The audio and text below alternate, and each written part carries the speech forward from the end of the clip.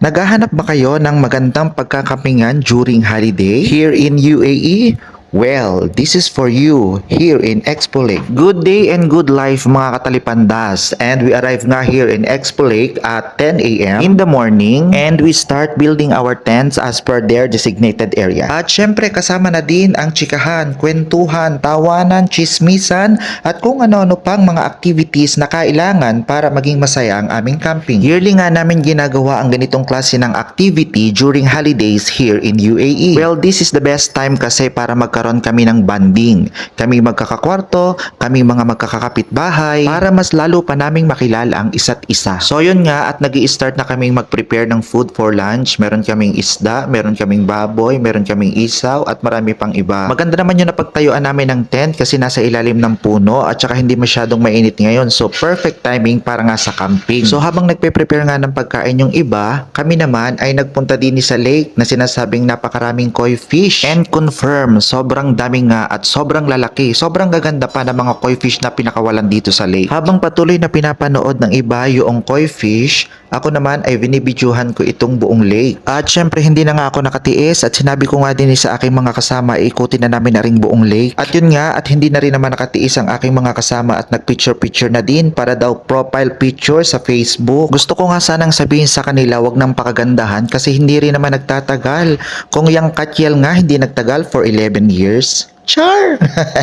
Dini nga pala sa gitna ng lake ay merong daan para daw magkaroon ng excitement at challenge sa mga turista na bumibisita. Tapos may makikita kang maliliit na bato doon sa may gitna ng tubig para in case na gusto mo magpa-picture ay kitang-kita mo yung buong katubigan. Pero syempre sasamahan mo ng disiplina at pag-iingat kapag ikaw ay tumawid dito sa gitna ng lake kasi medyo may kadulasan yung dinadaanan. So kung ikaw ay may jowa, masarap dumaan din kasi lagi kayong magkahawa kamay kahit ayaw mo naman. Char. At kung ikaw ay single naman, wala ka nang magagawa kundi ikaw ay mainggit na lamang at maging bitter sa kanila. Huy! Bukod sa pagtawid sa gitna ng lake gamit yung pathway ay pwede mo din mismong daanan itong tubig dito sa lake. Mag-feeling na mamaha ka na lang sa niyugan but don't you worry kasi ito ay sementado na pwede talagang daanan ng mga turista. At kagaya pa rin ng sinasabi ko kanina, disiplina at pag-ingat ang kinakailangan dahil talagang madulas, malandas at malumot itong tinatapakan. And finally, natawid na namin at naramdaman na namin yung malamig na tubig na nanggagaling doon sa lake. So this time we will go back to our tent. Pagpatak naman ng alas 8 ng gabi ay dito mo na maririnig ang iba't ibang ingay